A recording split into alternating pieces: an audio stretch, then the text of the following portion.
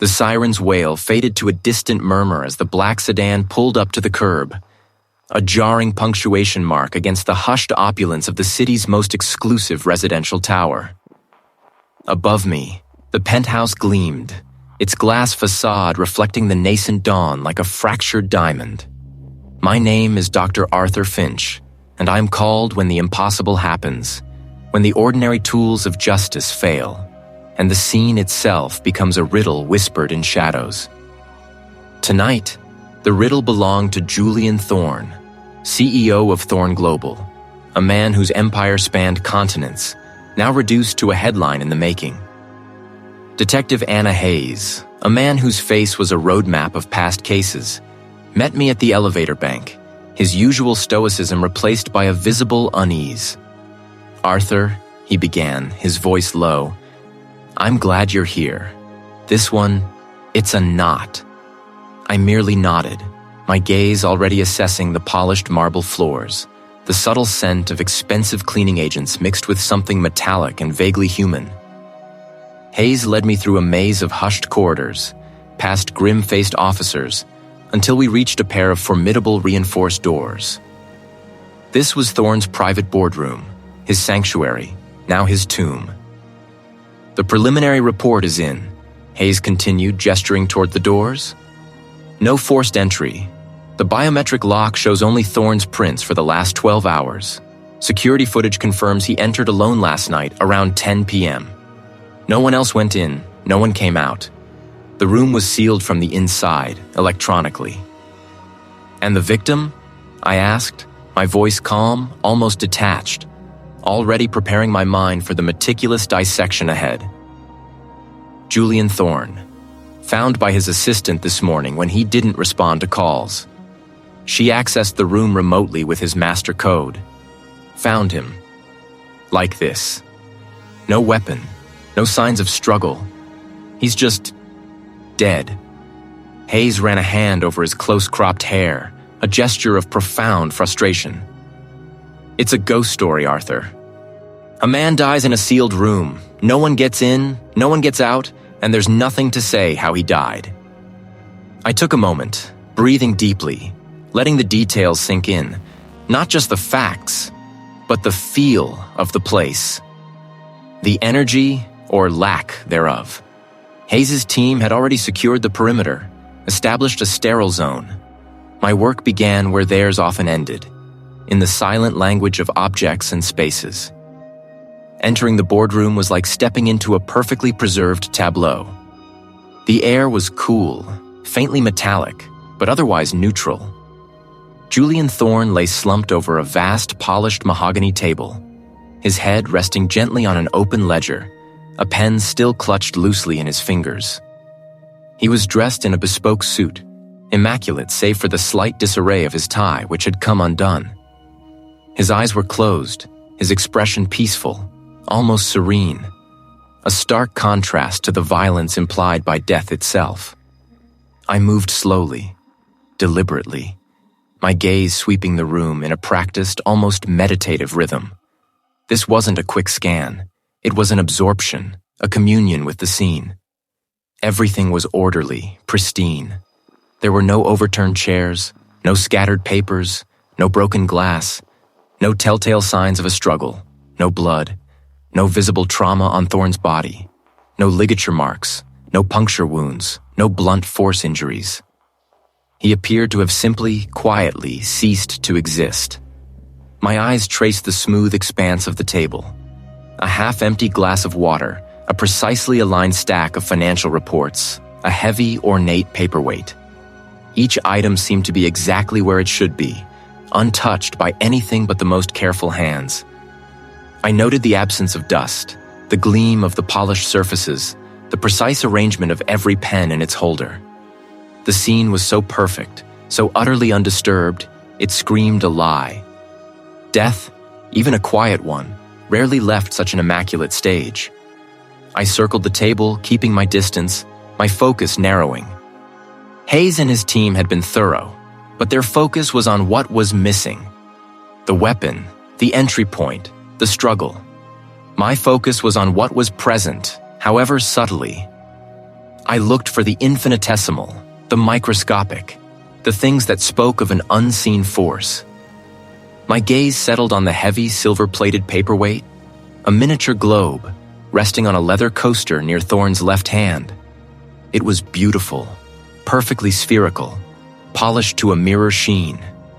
It should have been centered on its coaster, a testament to the meticulous order Thorne himself was known for. But it wasn't. My breath hitched, almost imperceptibly. The globe was off. Not by much, perhaps a fraction of a millimeter, a displacement so minute it would have been dismissed by anyone else as an illusion, a trick of the light, or simply a manufacturing imperfection of the coaster. But to my trained eye, to the part of my mind that sought absolute precision in chaos, it was a deviation. A silent, barely perceptible shift in an otherwise flawless arrangement. The room was pristine. The death was impossible. The single discordant note of the paperweight resonated in my mind long after I'd left the penthouse. Here, amidst the gleaming steel and precision instruments, I could finally begin to peel back the layers of that impossible death. The paperweight was my first port of call. I handled it with gloved hands, placing it carefully under the digital microscope.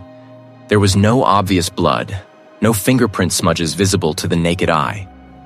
But I wasn't looking for the obvious. I was hunting for the infinitesimal. I adjusted the focus, sweeping across the surface.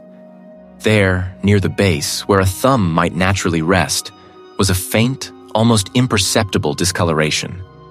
I switched to oblique lighting, then to polarized light. The discoloration resolved itself into a cluster of minute particles, barely visible even at 500x magnification. Not skin cells, not typical environmental dust. These were crystalline, with an unusual refractive index, catching the light in a way that suggested a metallic sheen, yet they were too small to be individual metal fragments. I collected a sample using a micro-vacuum, depositing the invisible payload into a sterile vial. My initial examination of the paperweight complete, I moved on to the collection of general trace evidence from the scene.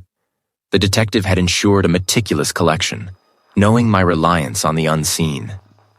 Dust lifts from the pristine carpet, swabs from the conference table, air filters from the ventilation system, each item meticulously catalogued and sealed. The sheer volume of material was daunting, but I thrived in this ocean of data. Just as I was setting up the electron microscope for the first batch of dust samples, the provisional autopsy report landed in my inbox. I opened it, my eyes scanning for the definitive answer I knew wouldn't be there. And it wasn't. Cause of death? Undetermined. The victim had shown no signs of struggle, no external wounds, no obvious internal trauma that could explain the sudden, catastrophic shutdown of his vital systems.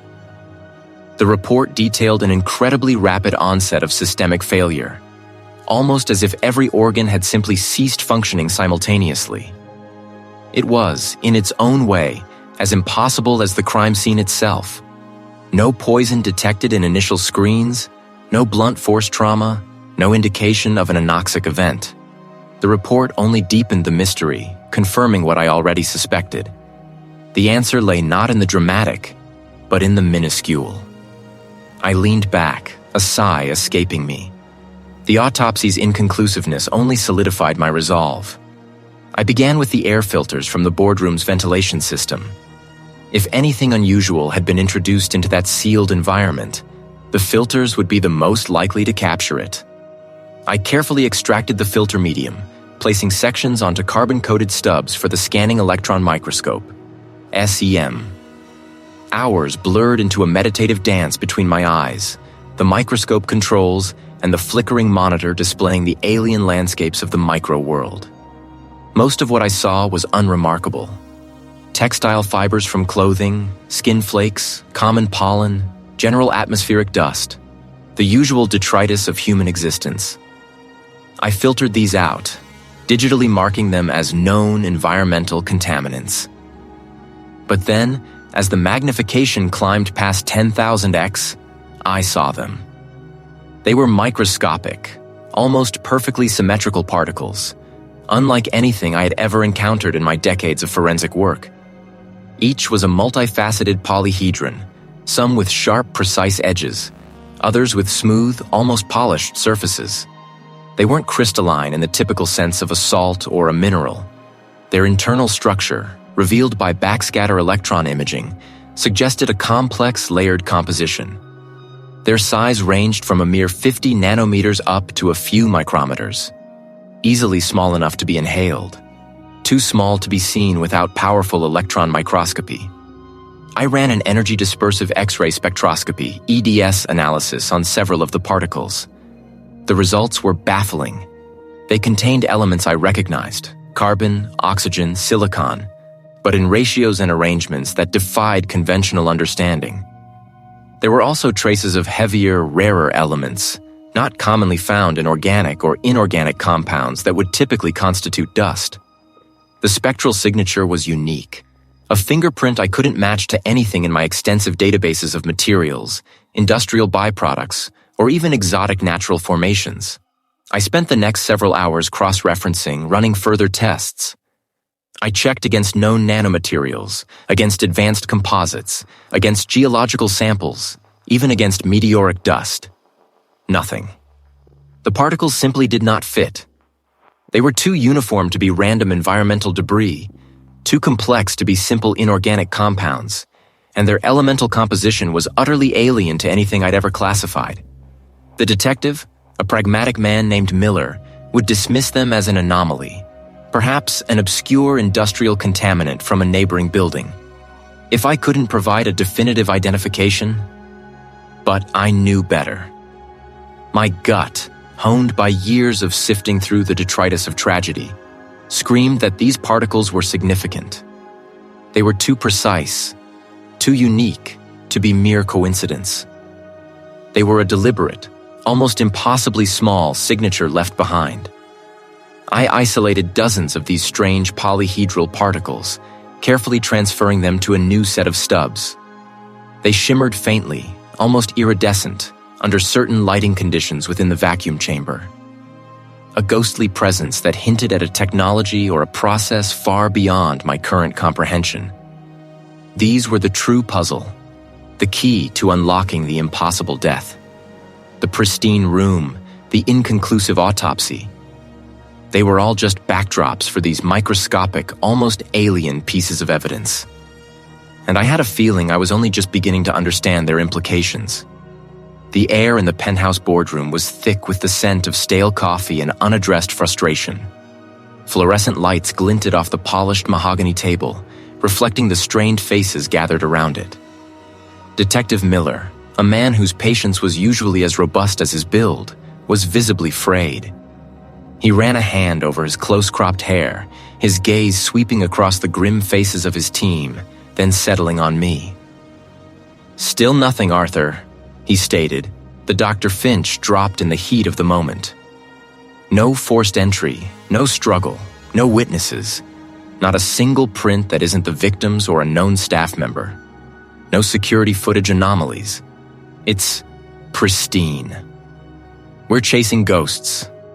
This wasn't a robbery gone wrong. There's nothing missing of value. This was targeted, professional, and utterly devoid of conventional leads. All eyes turned to me then, heavy with expectation. My role was to make sense of the insensible, to find a narrative in the microscopic. But even as the pressure mounted, my thoughts were already back in the lab, fixated on the strange polyhedral particles I'd isolated. I felt the weight of their collective gaze, the unspoken plea for answers, but I knew better than to offer speculation. My work was about certainty, about the irrefutable. "My analysis is ongoing, Detective," I replied, keeping my voice level. "The initial sweep yielded some anomalies I'm currently investigating." Miller just grunted, not bothering to hide his disappointment. "Anomalies are fine, Arthur, but we need something concrete, something we can put on, a name, a motive, anything that isn't a dead end." It was at that moment the first false lead emerged, presented with a flourish of misguided hope by a junior officer. "Sir, we just got a tip. A resident in the building across the street reported seeing a suspicious individual leaving the complex around the time of death. Blurry CCTV from a nearby convenience store seems to corroborate matching the general description a few blocks away. A collective sigh of relief, quickly stifled, rippled through the room. Miller's posture straightened, a flicker of renewed purpose in his eyes. Get a team on it. Circulate that image. Canvass the area. Check every possible exit route. This could be it. I listened, outwardly attentive, but inwardly I felt a familiar weariness. A blurry image, a vague description. It was a lifeline, yes, but often a deceptive one. Resources would be diverted, valuable hours spent chasing a phantom, while the true story, I suspected, lay hidden in plain sight, or rather, in plain absence, within the pristine scene itself. The killer, I surmised, would have anticipated such diversions, perhaps even counted on them. As the meeting dissolved into a flurry of new directives, I excused myself, the urgent chatter fading behind me as I made my way back to the quiet sanctity of my laboratory. The particles awaited. Back at my microscope, the world outside, with its clamor for conventional clues, receded. My colleague, Dr. Evans, a capable but often pragmatic forensic chemist, glanced over from her workstation. She watched me with a raised eyebrow as I meticulously prepared another slide of the iridescent polyhedra. "Still on the dust, Arthur?" she asked, a hint of skepticism in her tone. The detective's breathing down our necks for something real. Blood, fibers, a latent print, not crystals. "These aren't dust, Dr. Evans," I corrected, my gaze fixed on the eyepiece. "They're uniform, structured, and entirely foreign to any environmental sample I've cross-referenced. They shouldn't be there, and their presence in such a clean environment is highly significant." She shrugged, unconvinced, and returned to her own analysis of trace chemicals. Her skepticism was understandable. In the world of forensics, the macroscopic often overshadowed the microscopic, especially when time was of the essence. The smallest detail could unravel the most elaborate deception. Hours blurred into the night. I photographed the particles, analyzed their elemental composition, tested their reaction to various solvents, all yielding no match to known substances. They remained an enigma, a beautiful, deadly secret.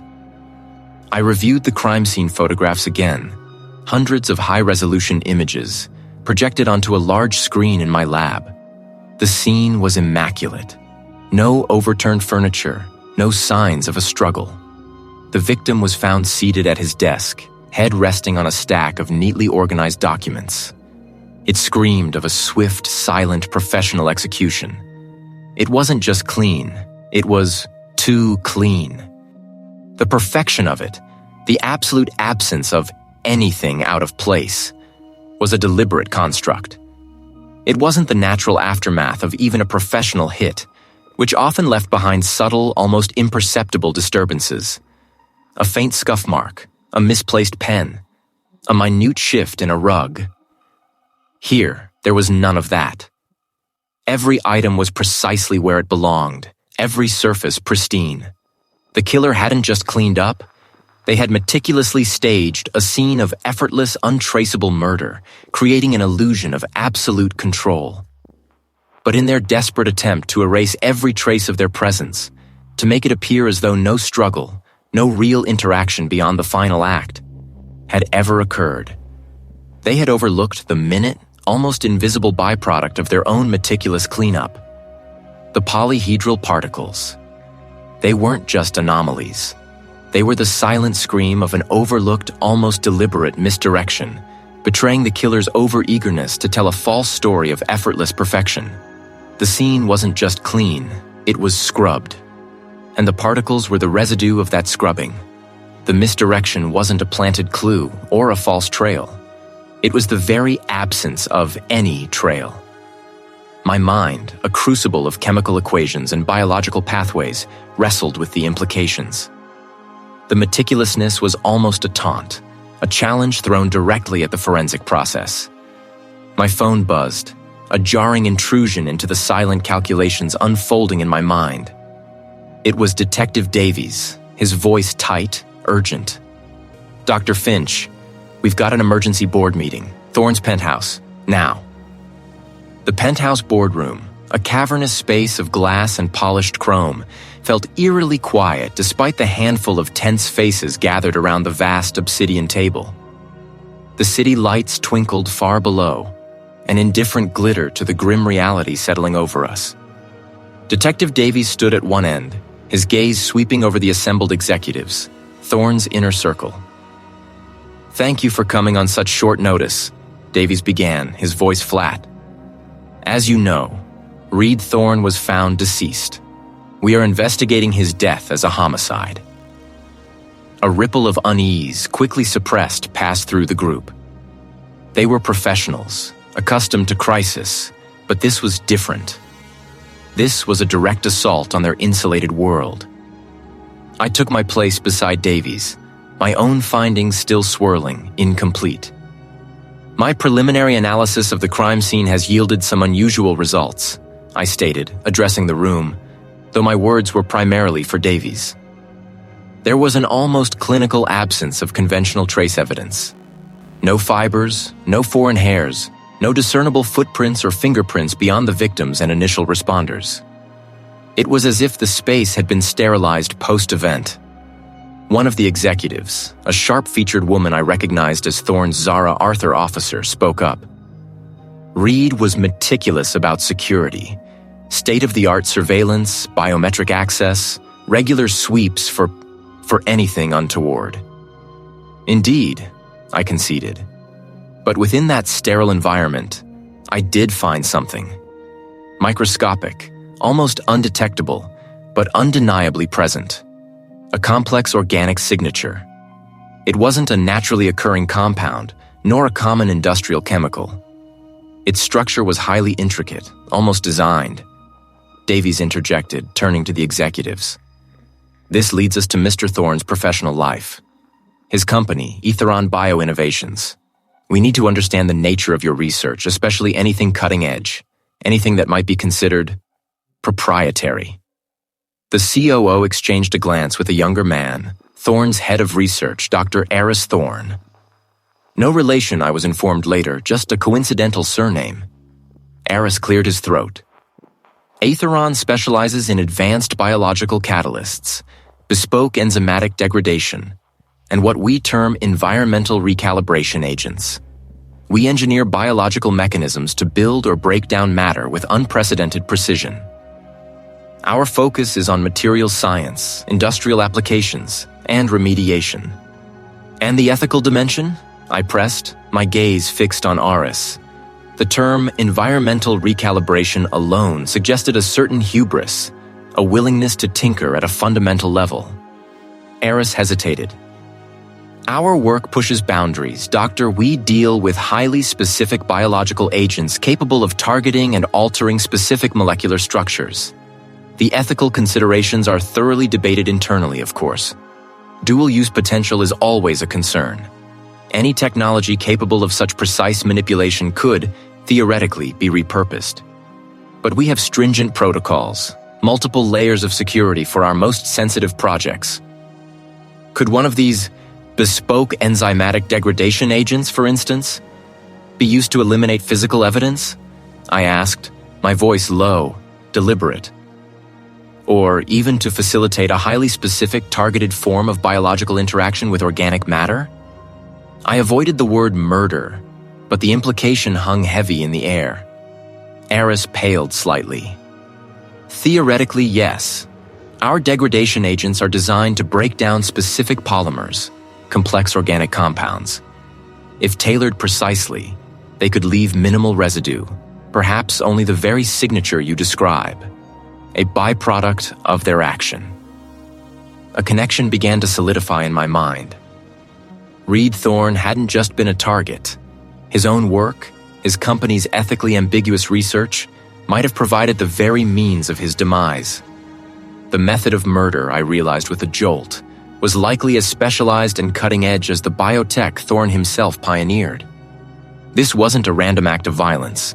It was a calculated application of advanced biological science, a signature unique to his world. The killer hadn't merely cleaned up. They had used a tool designed to leave no conventional trace, a weapon forged in the very labs Thorne oversaw. The unique trace evidence, the absence of other forensic markers, the victim's profession. It clicked with a terrifying finality. I stared at the data spread across my monitors, the spectral graphs and electron micrographs blurring into a single, undeniable truth. "Are you there?" The voice of the detective, gruff even through the secure line, cut through my concentration. I blinked, pulling myself back to the present, to the makeshift boardroom I'd commandeered in the penthouse suite, the cityscape a shimmering backdrop to my grim findings. Empty coffee cups littered the polished table, testament to the sleepless nights. "I'm here, detective," I replied, my voice hoarse. "And I have something significant." I took a deep breath, steeling myself for the revelation. The trace evidence we found, the anomalous particles, barely visible even under extreme magnification. "And?" the detective prompted, impatience barely concealed. "It's not a residue from a weapon, not an environmental contaminant, and certainly not something we've ever encountered in a homicide investigation before. Based on its unique crystalline structure, its molecular composition, and its incredibly precise, almost engineered degradation signature, I can confirm it is a component of a highly advanced experimental bioagent or nanotech." I could almost hear the detective leaning closer to his receiver. "Bioagent? Nanotech? Doctor, are you saying—" "I'm saying we're dealing with what I can only describe as an invisible weapon," I interrupted, cutting to the chase. "Its design parameters are staggering. This isn't just cutting edge. It's beyond anything in public knowledge. It's engineered for absolute lethality with virtually no forensic signature." The implications were profound, and I laid them out, my voice gaining a clinical precision as I explained. "This explains everything. The complete lack of any conventional entry wound on the victim. There wasn't one because no physical projectile penetrated the body. It explains the absence of any conventional wound at all. There was no blunt force trauma, no laceration, no stab wound, no gunshot wound. Whatever its precise nature, operated internally, at a cellular or subcellular level, causing systemic collapse without external manifestation." I paused, allowing the gravity of my words to sink in. "And the sterile scene, detective? It wasn't sterile by chance. It was designed to be sterile. The nanotech or bioagent, once it achieved its objective, appears to have undergone a rapid, complete self-degradation. It literally vanished, leaving behind only these minute engineered markers, the trace evidence we struggled so hard to identify, as a ghost of its presence. Even those are designed to break down further over time, ensuring no persistent residue." "So, how was it delivered?"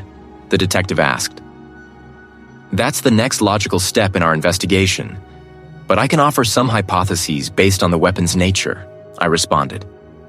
"Given its apparent ability to bypass physical barriers without leaving a mark and its rapid action, it could have been aerosolized, a fine mist, undetectable to the naked eye, inhaled by the victim.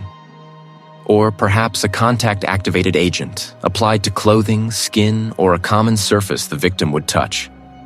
Either way, the deployment would have been as silent and invisible as the weapon itself." I gestured towards the monitor, though they couldn't see it. "The method of murder is now clear. A sophisticated, self-degrading bioagent or nanotech deployed without a trace, designed to induce rapid systemic failure." "Good Lord, Doctor. This changes everything. We're not looking for a killer with a gun or a knife. We're looking for someone with access to technology that shouldn't exist." "Precisely," I affirmed, the weariness in my bones suddenly heavier. "We now understand how it happened. The mechanism of death has been revealed, but the who and the why remain elusive. We have an invisible weapon, detective. This wasn't just a murder, it was a declaration of capabilities, a terrifying glimpse into a future where death could arrive without a sound, without a trace, leaving only questions in its silent wake. But the who and why just became significantly more complex, Detective, I concluded, the words hanging heavy in the sterile air of the penthouse boardroom. The emergency call had pulled us back from the morgue, and now, surrounded by the holographic projections and sleek, untouched surfaces of Thorne's corporate command center, the implications of our discovery felt even more profound. The detective, a man whose steady gaze usually conveyed a quiet certainty, now had a furrow in his brow that spoke of genuine perplexity. Complex, Doctor?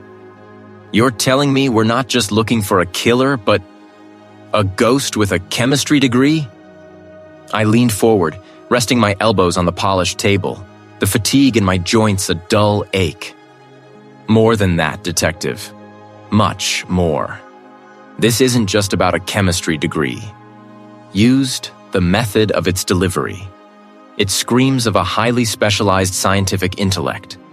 We're talking about someone with an intimate understanding of advanced chemical synthesis, perhaps even nanotechnology, and the physics of targeted aerosolization. This wasn't a crude poison. It was a precision instrument designed to leave minimal conventional trace, to mimic natural causes. I gestured to a schematic I'd quickly generated, projected onto the main screen. It depicted a simplified representation of the delivery mechanism we'd identified. Consider the weapon itself. It's not something you buy off the shelf. It required bespoke engineering, likely miniature components, perhaps even microfluidics. This isn't the work of a disgruntled employee with access to a lab coat and some basic reagents. This is the product of cutting-edge research and development, applied with lethal intent. The detective walked around the table, his eyes scanning the projection. So, we're looking for a genius. A scientist, probably. Someone with access to a high-tech lab, not just a backyard shed. Precisely, I affirmed. And not just any lab. Think about the resources. The equipment needed to synthesize such, to miniaturize the delivery system, to ensure its stealth and efficacy. These are not common tools. We're talking about specialized spectrometers, electron microscopes, cleanroom facilities, advanced fabrication machinery. This suggests institutional backing, or at the very least, a well-funded clandestine operation. I paused, letting the weight of my words sink in. This perpetrator operates outside conventional criminal circles. The typical motives, the typical methods, they don't apply here. A street gang doesn't have the resources or the intellectual capital for this. A lone wolf with a grudge might try, but they wouldn't achieve this level of sophistication. This points to someone operating in a different sphere entirely. Illicit technology, then, the detective mused, his gaze hardening. Black market science. The very nature of and its delivery system suggests a deliberate effort to circumvent detection, to appear untraceable. This isn't just about committing murder. It's about demonstrating capability, perhaps even sending a message of untouchability. A network diagram I'd been constructing since the initial discovery. Now let's connect this back to Mr. Thorne. He was a titan of industry, but not just in consumer tech. His empire stretched into advanced materials, bioengineering, artificial intelligence, fields where this kind of specialized knowledge and technology would be paramount. He had his public-facing projects, and then, inevitably, he had his black box divisions, the R&D that never saw the light of day, the ventures that pushed ethical boundaries. You think the killer came from one of Thorne's own projects? The detective asked, the pieces beginning to click into place for him. It's the most logical conclusion, I responded. Who else would have access to this specific confluence of knowledge, technology, and motive?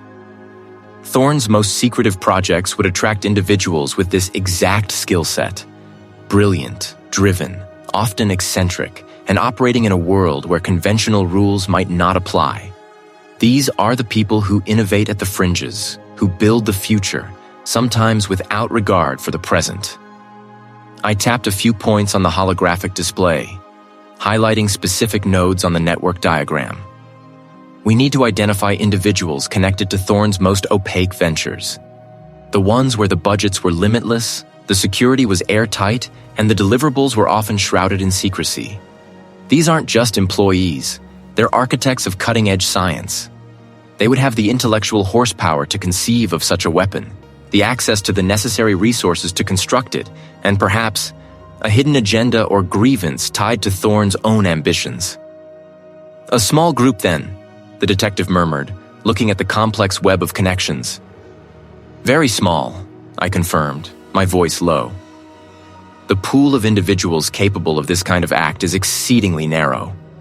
We're looking for someone who understood Thorne's secrets, who perhaps even contributed to the very technologies that could be weaponized. Our perpetrator isn't just a killer, detective. Now felt like a cage, trapping us within the very complexity of his empire. The hunt had just shifted from a conventional murder investigation to a meticulous dissection of a genius gone rogue, a ghost hiding among the avant-garde of science. The hunt had just, I realized, moved from the physical to the ethereal, from the tangible dust of a crime scene to the invisible currents of data flowing through Thorne's empire. The boardroom, stripped of its usual pomp, now served as an impromptu command center. The emergency call that had summoned us here pulsed with an urgency that permeated the very air. While the detective worked the phones, coordinating with external agencies, I was already setting up my mobile forensic workstation, a compact arsenal of analysis tools. I need full, unrestricted access to Thorne Corp's primary servers, I stated, my voice cutting through the hushed tension. All data logs, financial records, communication archives, and employee access manifests from the last 18 months. Prioritize anything related to research and development, particularly experimental projects or materials procurement. A harried IT specialist, summoned from deep within the building, nodded grimly, providing the necessary credentials. The screens before me flickered to life, a dizzying array of command lines and directory trees. My fingers flew across the keyboard, navigating the labyrinthine network with practiced ease. This wasn't about brute force hacking. It was about meticulous, systematic examination, looking for the digital equivalent of a misplaced fiber or a faint footprint. The initial sweep focused on access logs. Who was where and when? Discrepancies began to surface almost immediately. Several high-level employees, including a few senior researchers, showed irregular login times for secure R&D servers, often late at night or during periods of official leave.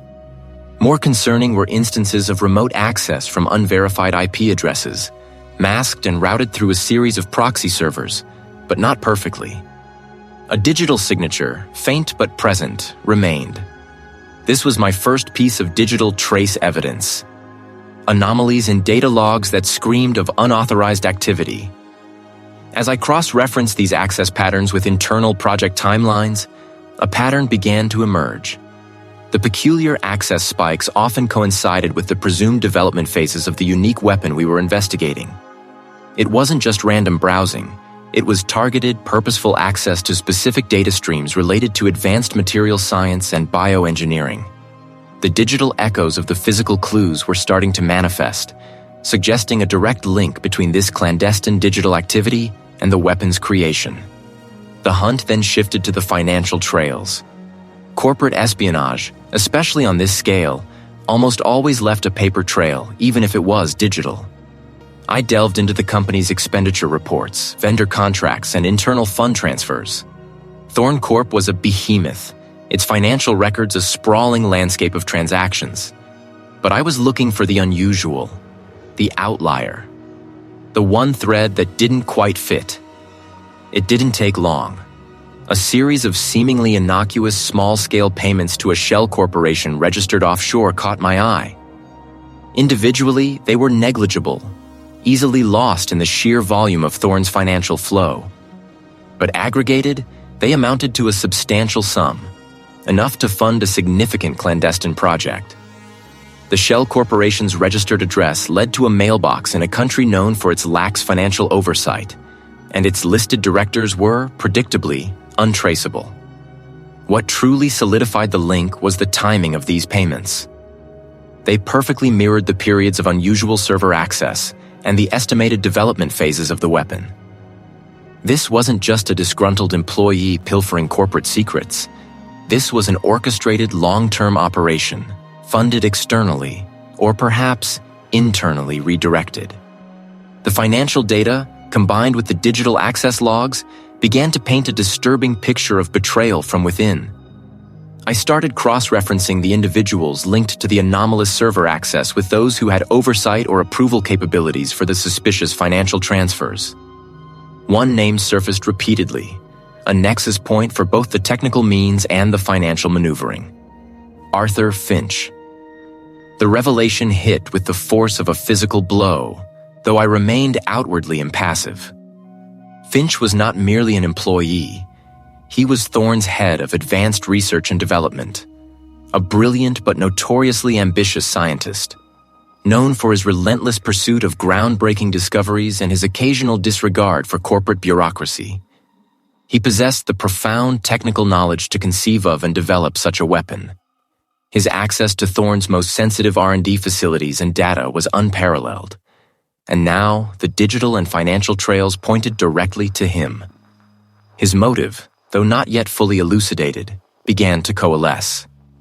Perhaps a perceived lack of recognition, a desire for independent control over his creations, or the lure of immense financial gain from a rival entity. The means were unequivocally his. The access logs, the specific data streams accessed, the timing, all aligned with someone of his unique expertise. The subtle digital trace evidence in the data logs wasn't just mirroring the physical clues. It was identifying the architect of the entire destructive enterprise. The hunt had indeed just begun, and it had led us to a name, a face, and a profound act of corporate betrayal. The emergency call had ended, leaving behind a palpable tension, and all eyes were on me. I knew what they were thinking, that I was chasing phantoms, that what I proposed was simply impossible. But the evidence, painstakingly gathered and meticulously pieced together, told a different story. "The detective, and indeed all of you," I began, my voice cutting through the quiet. "Initially dismissed the notion of an invisible weapon deployed in a high-security environment with no discernible entry, no physical trace. And rightly so, under normal circumstances. But what we are dealing with here is far from normal," which flickered to life, showing a detailed schematic of the building's security grid. First, the bypass. There was no forced entry, no obvious breach. What we found, however, was a subtle anomaly in the building's digital access logs. A temporary contractor keycard, issued months ago for an HVAC system upgrade, was reactivated remotely for a brief but precise window of time, approximately 3 hours before the incident was reported. This wasn't a hack in the traditional sense. It was an exploitation of an existing, albeit dormant, vulnerability. The individual who held that card originally, a man named Jeremy Holt, was a disgruntled former employee with a history of minor insubordination, dismissed under circumstances that, in retrospect, align perfectly with the perpetrator's psychological profile. He was, in essence, a digital ghost key, reactivated and then purged from the system's Active Directory within minutes of its use. The image on the display shifted to a grainy infrared capture from a rarely monitored service corridor, obscured by a wide-brimmed hat and an oversized maintenance jumpsuit, could be seen entering through a fire escape, the compromised keycard granting access to the building's internal systems. He didn't need to defeat the primary security. He simply walked through a back door he himself had helped create, or at least understood intimately from his prior employment. Once inside, the perpetrator did not deploy a conventional weapon. Instead, he introduced a sophisticated custom-fabricated dispersal unit.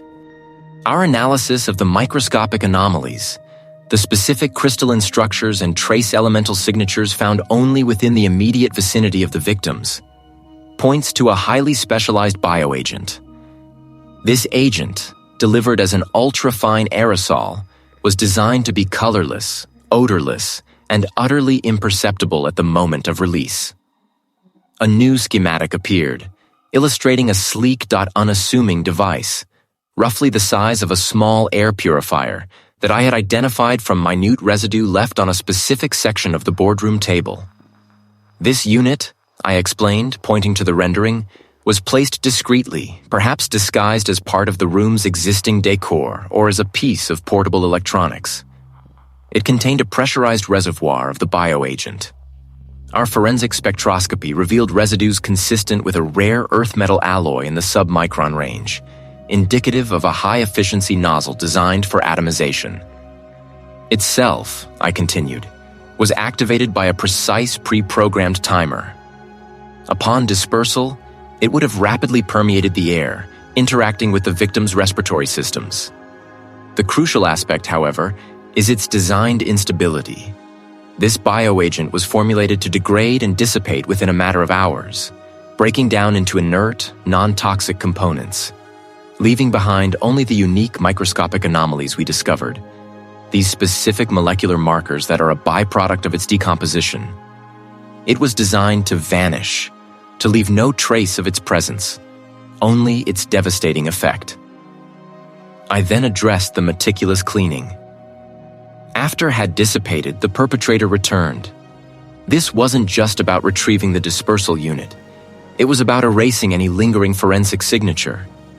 We found evidence of a specialized UVC light sweep, not enough to damage materials, but sufficient to degrade any residual organic matter or microscopic DNA fragments. There were also faint traces of a high volatility solvent, designed to neutralize any lingering scent or chemical residue from the device itself. Every surface was wiped, every digital log purged of the final entry, every potential piece of evidence meticulously eliminated. The only things left were the victims and those microscopic anomalies, which were designed to be overlooked, dismissed as environmental dust until a dedicated forensic analysis could identify them. I paused, letting the full weight of the reconstruction settle. It was impossible because we underestimated the sheer audacity, the meticulous planning, and the profound technical expertise of an individual driven by a desire to create something truly undetectable, to exert a control so absolute it could erase its own presence, letting the full weight of the reconstruction settle.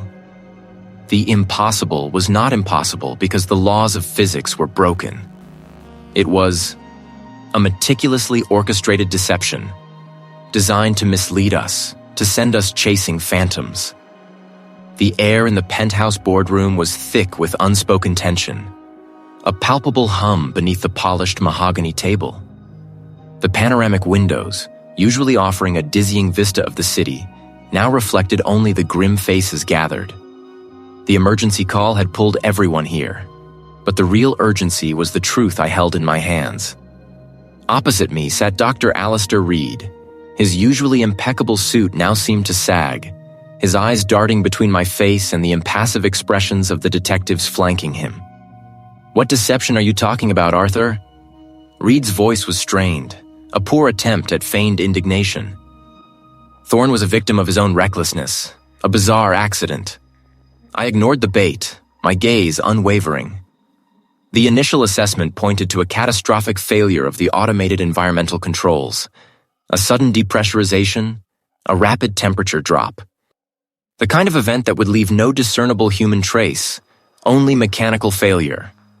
I gestured to the projector screen behind me, where a detailed schematic of Thorne's laboratory appeared, complete with highlighted areas and data points. But the evidence doesn't support that narrative. I clicked to the next slide. Firstly, the trace residue. We found microscopic particles of a specific compound, a rare industrial lubricant, not typically found in Thorne's high-tech lab, but rather in older, heavier machinery. Specifically, the kind of machinery used in the building's sub-basement level for the primary water filtration systems. A level U Dr. Reed had authorized access to just hours before Thorne's death, citing unforeseen structural integrity checks. Reed shifted, his jaw tightening. A routine check. It means nothing. It means everything, I countered, my voice calm, precise. Because this lubricant was found on the seal of the primary environmental regulator valve in Thorne's lab, a valve that was supposedly sealed shut and tamper-proof. But forensic examination revealed minute scratches, consistent with a specialized tool, a tool that had been coated with this very lubricant. The scratches were almost invisible to the naked eye, a professional job. I advanced the slide again. Secondly, the timing. The system logs showed a sudden, catastrophic failure. But the true logs, the ones we painstakingly recovered from the encrypted backup drive Thorne kept hidden, tell a different story. They show a deliberate, staggered sequence of events. First, a manual override of the pressure regulators, followed by a targeted disabling of the emergency failsafes. Not a system failure, Dr. Reed. A system manipulation. The detective, Inspector Davies, leaned forward, his voice a low rumble. And this manipulation, Doctor, how does it connect to Dr. Reed? The access codes used to initiate the override, I explained, pointing to a string of alphanumeric characters on the screen. These were not Thorne's primary codes. They were secondary administrative access codes, granted to only a handful of individuals for emergency maintenance. One of those individuals, Dr. Reed, was you. Furthermore, the specific sequence of keystrokes, the timing delays between commands, they matched the unique digital fingerprint we extracted from a workstation in your own lab, a workstation you thought had been wiped clean. Reed's face was now pale, his earlier bravado evaporating. Coincidence. Anyone could have accessed those codes, used my workstation. A convenient theory, I conceded. Were it not for the third and most damning piece of evidence, the atmospheric analysis. Thorne's lab was supposedly depressurized, but the air samples we collected from within the sealed chamber, though thin, contained microscopic traces of a specific aerosolized sedative. A powerful one, designed to induce rapid unconsciousness without causing panic or struggle. This sedative, Dr. Reed, is a proprietary compound developed by your research team, used in your animal trials for neurological studies. Thorne wasn't conscious during the catastrophic failure. He was incapacitated. He was already gone, put to sleep, then left to succumb to what would appear to be an accident. Reed finally broke. His shoulders slumped, his eyes fixed on the table. Thorne, he was a monster. His ambition was a cancer. He stole my research, claimed my breakthroughs as his own. He was on the verge of commercializing my neuroenhancement theories, twisting them into something unethical, something dangerous. He would have ruined us all, tainted the entire field with his greed. I nodded slowly. Professional jealousy, Doctor, and fear. Fear that Thorne's unethical ambition, as you put it, would not only overshadow your own work, but also compromise the very integrity of science you held dear. You saw yourself as a protector, eliminating a threat, but you chose a path that made you no better than the man you condemned. The detectives moved in, their movements swift and decisive. Reed offered no resistance, his eyes vacant, the weight of the truth finally crushing him. The elaborate deception, the impossible accident, had been meticulously unraveled, piece by painstaking piece. The detectives had moved with a practiced efficiency, securing him and the remaining evidence in what felt like a single fluid motion. Now, hours later, the penthouse boardroom, usually a space for high-stakes corporate strategizing, had been commandeered for a different kind of postmortem. The city lights outside glittered, a stark contrast to the grim reality we were dissecting within. I sat at the polished mahogany table, the remnants of forgotten coffee cups and crumpled notes scattered around me. The lead detective, his face etched with fatigue, had just finished outlining the full scope of Reed's audacious plan. Reed, a master of deception and a brilliant, twisted mind, had leveraged his deep understanding of advanced material science and biological engineering, not for innovation, but for destruction. The bioweapon, a term I still struggled to fully grasp in its horrific context, wasn't a crude pathogen. It was a finely tuned, engineered construct, designed for stealth and widespread targeted disruption. Its mechanism involved a unique delivery system, disguised within an innocuous aerosol, capable of bypassing conventional detection methods. The genius and the horror lay in its specificity. It was engineered to interact with and degrade a particular class of synthetic polymers.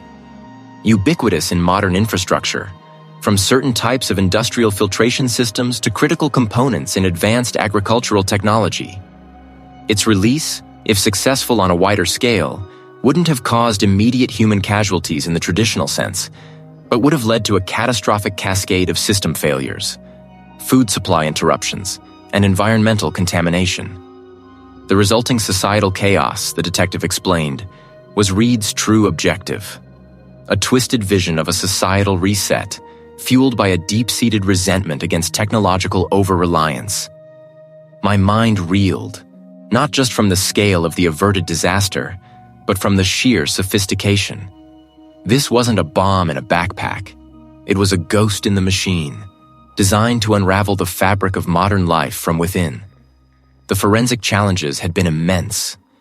Tracing a substance engineered for invisibility, understanding its interaction with non-biological systems, and linking it back to its creator required a synthesis of disciplines that pushed the boundaries of what I thought possible. We had prevailed, but only by the narrowest of margins, and with a significant dose of luck. As the meeting wound down, the room emptying of the last few grim-faced officials, I remained. The emergency call that had brought us all here was technically over, but my own internal alarm continued to blare. My gaze drifted to the panoramic view of the city, a sprawling testament to human ingenuity. Each twinkling light represented a home, a business, a life interconnected by the very technologies Reed sought to exploit. The ethical implications weighed heavily on me. My work as a forensic scientist often involved dissecting the aftermath of human malevolence. But this case was different. It wasn't just about the what or the who, but the how. Reed's expertise was, in many ways, an extension of the very scientific advancements I dedicated my life to understanding. The very tools designed to improve life, when twisted, became instruments of unprecedented danger. This case highlighted the evolving challenges in forensic science with terrifying clarity. Traditional forensic methods, honed for decades on conventional crimes, felt almost quaint in the face of such a threat. We needed new methodologies, a deeper integration of material science, biological engineering, and digital forensics. The trace evidence we sought wasn't always blood or fibers. It could be a specific molecular signature, an anomalous data packet, or the subtle degradation of an industrial compound. I closed my eyes, picturing the intricate schematics Reed had developed, the elegant, terrifying logic of his design. The future threats, I realized, would not always announce themselves with a bang. They would be subtle, insidious, designed to exploit the very complexity of our interconnected world. We, as forensic scientists, had to evolve faster, think deeper, and look beyond the obvious. We had to anticipate the next iteration of malevolence, to develop the tools and the mindset to detect the undetectable, to trace the untraceable. And as Dr. Arthur Finch, I knew my work and the work of those like me had only just begun. The city outside, so vibrant and alive, now seemed both a triumph and a vulnerability. A constant reminder of the vigilance required to protect it from those who sought to unravel its very foundations. The emergency call had been terse, almost a command. The boardroom, Dr. Now. I had left the lab, the scent of reagents and ozone still clinging to my jacket, and ascended to the penthouse level.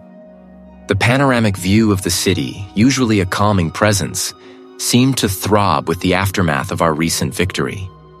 Inside, the long mahogany table was littered with empty coffee cups and discarded reports, testament to the sleepless nights and relentless pursuit that had finally culminated in this moment. The detective, his face etched with exhaustion but his eyes alight with relief, stood beside a projection screen displaying a single stark word. Closed. He turned to me, A hand extended. "It's done, Arthur. Every last piece. They're all accounted for. The network dismantled, the data secured. Thanks to you." I shook his hand, the grip firm and sincere. "We did it, Detective. All of us." But even as I said it, I knew the core truth. I had seen what no one else had. I had connected the dots that were designed to be invisible, deciphered the language of the silent weapon. The case, now formally archived, was being hailed as unprecedented. The media, fed a carefully curated narrative, spoke of a brilliant collaboration, a triumph of law enforcement. But within these hushed halls, among those who truly understood the intricacies of what we had faced, my name was uttered with a different kind of reverence. He saw the ghost in the machine. That quiet satisfaction was a potent balm. To unravel a puzzle so complex, so deliberately obscured, touched a primal part of my intellect. It wasn't about ego. It was about the pure, unadulterated joy of understanding, of bringing order to chaos. Yet that satisfaction was tempered by a profound sense of gravity. The fight wasn't just against criminals anymore.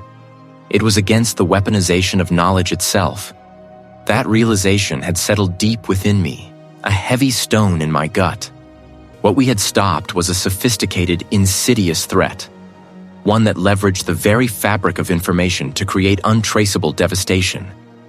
It was a new kind of war, fought not with bullets and bombs, but with algorithms and data packets, designed to leave no trace, no motive, no perpetrator. The experience had etched a renewed sense of responsibility into my being. It wasn't enough to simply react, to chase down the remnants of a digital ghost. We needed to anticipate. We needed to build defenses that were as intelligent, as adaptive, as the threats themselves. The invisible threats, as I had come to call them, weren't gone. They had merely retreated, learning, evolving, waiting for their next opportunity. As the meeting concluded, the room slowly emptying, I remained for a moment, gazing at the cityscape. The lights twinkled, each one a life, a story, unknowingly vulnerable to the unseen currents flowing beneath the surface. My work, I knew, was far from over. This case was a landmark, a definitive closure to one chapter, but an undeniable opening to another. I found myself sketching new diagrams, not of crime scenes or digital footprints, but of conceptual frameworks, defensive forensic countermeasures, proactive anomaly detection, systems designed not just to identify past breaches, but to predict future vectors of attack. The idea had been a nascent thought before, a theoretical exercise. Now it was a burning imperative. The new normal wasn't a return to comfortable routines. It was a heightened state of awareness, a constant vigilance. My lab, once a sanctuary for solving the mysteries of the past, now felt like a frontier, a launch pad for the future. There was a project taking shape in my mind, a grand undertaking that would require resources, intellect, and an understanding of the digital underworld unlike anything attempted before. I envisioned a dedicated unit, not just for reactive investigations, but for proactive defense, for understanding the philosophy behind these emerging threats. Arthur Finch, the man who had seen the unseen, was no longer content with merely dissecting the aftermath. The impossible had been solved, my reputation cemented, but the real work, the truly vital work, was just beginning. The city slept, oblivious, but I knew better. The invisible threats remained, a constant hum beneath the surface of civilization, and I, for one, was ready to meet them. My horizon had shifted. It was no longer about looking back at the crime, but looking forward into the intricate, dangerous dance of defensive innovation. This wasn't just a career anymore. It was a calling,